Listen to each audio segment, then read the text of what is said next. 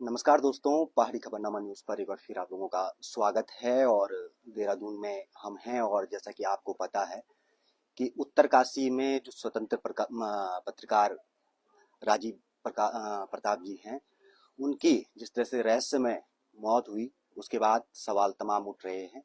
परिजन सवाल उठा रहे हैं, तमाम समाज सेवी सवाल उठा रहे हैं और हम लोग भी इस सवाल को उठा रहे हैं कि आखिर राजीव प्रताप जी की मौत का रहस्य क्या है। और इसी रहस्य को जानने के लिए हम उनके घर में पहुंचे हैं देहरादून में, जहां पर मातम का माहौल है। और उनकी धर्मपत्नी मुस्कान जो है हमारे साथ हैं, उनसे हम इस पूरे प्रकरण के मामले में जानेंगे, क्योंकि सवाल उन्होंने भी उठाए हैं और सीबीआई जांच की इस पूरे प्रकरण में मांग की है। तो समझना सबसे पहले दीदी हम ये चाहेंगे, क्या कुछ हुआ था 10 दिन तक वो लापता रहे, उसके बाद उनका शव मिला भागीरथी नदी के किनारे। कि इससे पहले जब 18 सितंबर को लापता हुए, उससे पहले क्या कुछ ऐसा हुआ कि आपको संदेह लग रहा है कि ये, क्योंकि पुलिस ये मान के चल रही है कि ये जो है एक एक्सीडेंटल डेथ है, लेकिन सवाल आपकी तरफ से भी खड़े किए गए, सवाल तमाम लोग खड़े कर रहे हैं। नमस्कार, मैं राजीव प्रताप की वाइफ हूँ। मेरा नाम मुस्कान है। तो सर, मेरी आखिरी बात अपने हस्बैंड से 18 तारीख 11:15 बजे हुई थी, वीडियो कॉल पे। उस टाइम सर मेरे हस्बैंड ठीक थे, खुश थे, जैसे नॉर्मली हर रोज़ बात करते सर, हंसी खुशी वैसी बात हो रही थी सर। उसके बाद उनका अचानक से फ़ोन स्विच ऑफ हो जाता है 20-25 मिनट के बीच। मैं उनको कॉल करती हूँ सर, मेरा फ़ोन वो पिक नहीं करते हैं सर। लास्ट मैसेज मेरा अपने हस्बैंड को 11:50 पे था सर, जिसमें मैं उनको ये लिख के भेजती हूँ कि आप रूम पे पहुँचिए, घर पहुँचिए, उसके बाद हम बात करते हैं। सर वो मेरे मैसेज मेरे हस्बैंड को डिलीवर नहीं हुआ। उस वजह से सर मैं थोड़ी चिंता में आ गई कि आखिरकार ऐसा क्या हो गया। मेरे हस्बैंड का नंबर भी ऑफ आ रहा है और अभी तक इतना टाइम हो गया, मेरा मैसेज भी उन्हें डिलीवर नहीं हुआ। तो सर उस रात, पूरी रात मैं उनको कॉल करती गई, लेकिन सर उन्होंने मेरा कॉल पिक नहीं किया सर, उनका फ़ोन स्विच ऑफ था। ये 18 तारीख की घटना है, जी। जिस दिन आपकी बात हुई, लास्ट बात। जी। अच्छा, उससे कुछ दिन पहले हम देखते हैं कि स्वास्थ्य विभाग की एक खबर बनाते हैं और वो खबर काफी वायरल भी होती है। क्या आपको लग रहा है कि कुछ ऐसा उनके साथ अनहोनी जानबूझकर किसी के द्वारा साजिश रची गई? कुछ कहाँ से आपको ये सब लग रहा है? सर हो सकता है सर। लास्ट टाइम मेरे हस्बैंड ने जो वीडियो बनाई थी वो हॉस्पिटल की थी, आप उनके यूट्यूब चैनल में भी देख सकते हैं, जो कि दिल्ली उत्तराखंड लाइव के नाम से है। उन्होंने लास्ट हॉस्पिटल की वीडियो और कुछ स्कूल की और कुछ सड़कों के मुद्दे भी उठाए थे सर उन्होंने, जिसके चलते कि वो बहुत परेशान थे, उनको कई दिनों से कॉल आ रहे थे।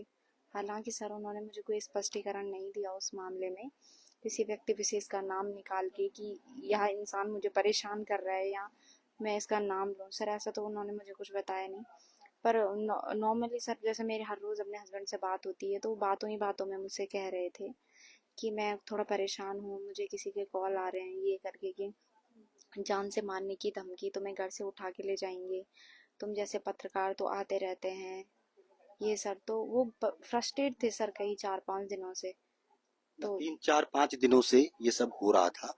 और कौन सी ऐसी, आपको कुछ अनुमान है कौन सी ऐसी खबर थी, या कौन सी ऐसी खबर पे वो गए थे जिसके बाद ये सिलसिला शुरू हुआ? सर लास्ट वीडियो जो मेरे हस्बैंड की है वो तो जिला अस्पताल की है सर, उत्तरकाशी की। उसके बाद सर आपको पता ही है 2-3 दिन के अंदर ये दुर्घटना मेरे पति के साथ हो गई। तो अब, क्योंकि आपने कई जगह बयान भी दिया है कि इसकी आप जांच चाहते हैं, एक निष्पक्ष जांच। पुलिस तो ये मान के चल रही है कि जिस तरह से जो है, जो सिम्टम उन्हें मिले हैं पोस्टमार्टम के बाद, उसमें एक्सीडेंटल डेथ ज्यादा लग रही है। आप क्या मांग कर रही हैं, क्या चाहती हैं आप? सर पहली बात तो सर 11 बजे उस रोड पे जाने का, गंगोरी उस रोड पे जाने का मेरे हस्बैंड का कोई रीज़न नहीं था। कोई तो ऐसा रीज़न होगा सर। हालांकि अगर पुलिस प्रशासन ये भी बोलता है कि एक्सीडेंटल घटना है, तो सर सारी घटना को तो उन्होंने एक्सीडेंटल बता दिया सर। मतलब मैं ये उनसे सर पूछना चाहती हूँ कि कोई तो ऐसा रीज़न रहा होगा जिस वजह से मेरे हस्बैंड तो सिर्फ गाड़ी बैक करने के लिए 5 किलोमीटर आगे तो नहीं जा सकते हैं सर, या फिर मेरे हस्बैंड अगर घूमने के तौर पे भी गए होते तो 1-2 किलोमीटर में वापस आ जाते सर। 5 किलोमीटर आगे जाने का सर कोई तो इंटेंशन रहा होगा सर उनका, तो सर मैं ये भी चाहती हूँ कि जब आपने इतनी सब चीज़ें वो करी दी हैं कि ये सारी चीज़ें एक्सीडेंटल है, तो हमें इस बात से भी सहमत करें कि आखिर वहाँ जाने का रीज़न क्या था। क्या लग रहा है आपको, संदेह आपके घेरे में कौन कौन से लोग हैं? कुछ आपके पति ने उससे पहले कभी आपसे बातचीत में बताया हो कि ये लोग मुझे धमकी दे रहे हैं? किस तरह की धमकियां उन्हें मिल रही थी?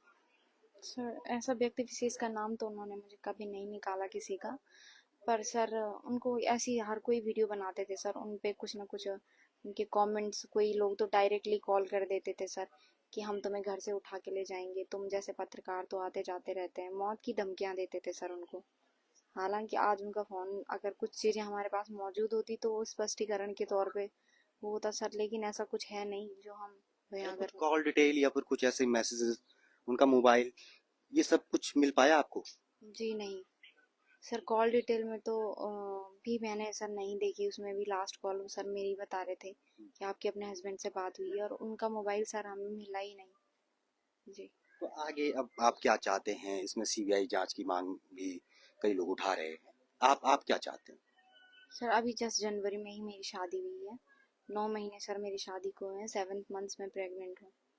तो सर मतलब मैं यही बोलना चाहती हूँ कि इन्हीं कुछ लोगों की वजह से सर मेरी हंसती खेलती सर दुनिया उजड़ गई, मेरा अच्छा भरा पूरा परिवार सर उजड़ गया। तो मैं यही चाहती हूँ सभी शासन प्रशासन से हाथ जोड़ के कि इसमें निष्पक्ष जांच हो और बहुत गहनता से जांच हो, इसमें सीबीआई जांच की सर मांग करती हूँ मैं। बिल्कुल। और आपके परिवार में कौन कौन लोग हैं? आप लोग वैसे आप दोनों हस्बैंड वाइफ उत्तरकाशी रहते थे या फिर देहरादून में रहते थे?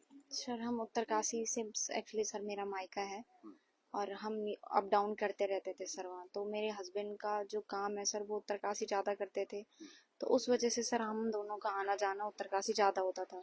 अदर टाइम तो सर मैं अपने हस्बैंड के साथ ही ज़्यादा उत्तरकाशी रहती थी सर। इसी बार ऐसा कुछ हो गया कि उन्हें जाना पड़ा, अचानक से जाना पड़ा, और मैं रुक गई सर ये कह के कि मैं कुछ दिन ससुराल में रह लूंगी, उसके बाद सर मैं जाने ही वाली थी 1-2 दिन में। सर उसी बीच इतनी बड़ी घटना हो गई सर की। कब से वो पत्रकारिता कर रहे थे? और आप मतलब जो है, क्या क्या ऐसी चीजें उन्होंने उठाई उस समय जो आपको बहुत संदेहजनक लग रही है? पत्रकारिता सर वो बहुत पहले से कर रहे हैं सर, उसका तो मुझे आइडिया नहीं है, पर सर जितना मुझे अनुमान है सर 2022 से मैं अपने हस्बैंड से पहली बार मिली थी।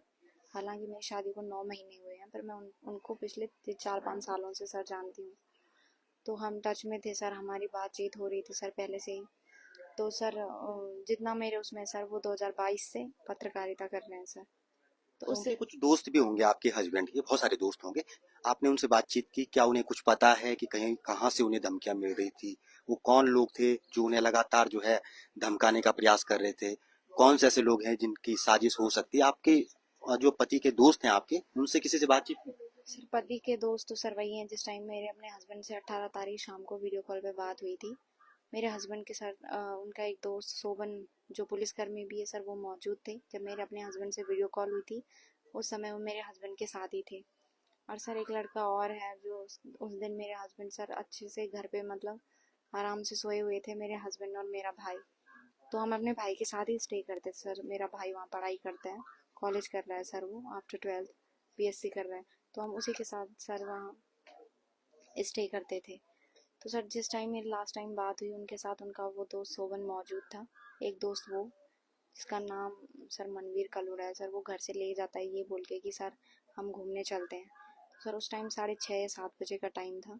हालांकि मेरे हस्बैंड ने उन्हें मना भी किया था कि मुझे नहीं आना है, टाइम बहुत ज़्यादा हो गया है। तो सर उन्होंने थोड़ा ज़बरदस्ती करके कि नहीं हम चलते हैं, अभी थोड़ी देर में वापस आ जाएंगे। लेकिन सर पुलिस के बयान के बाद वो सर बोलता है कि मैं तो 9-10 बजे घर चला गया था। लास्ट में जो उनके साथ था उनका दोस्त शोभन था।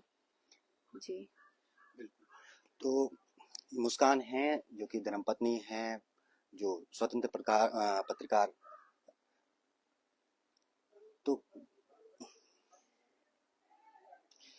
तो जो राजीव प्रताप स्वतंत्र पत्रकार हैं, उनकी धर्मपत्नी, जिनसे हमारी बातचीत हुई, और 7 महीने से गर्भवती भी हैं, और उनका दर्द आप समझ सकते हैं। एक हंसता खेलता परिवार जो कि अपनी जिंदगी की शुरुआत कर रहा था, वो जो है पूरी तरह से उजड़ गया।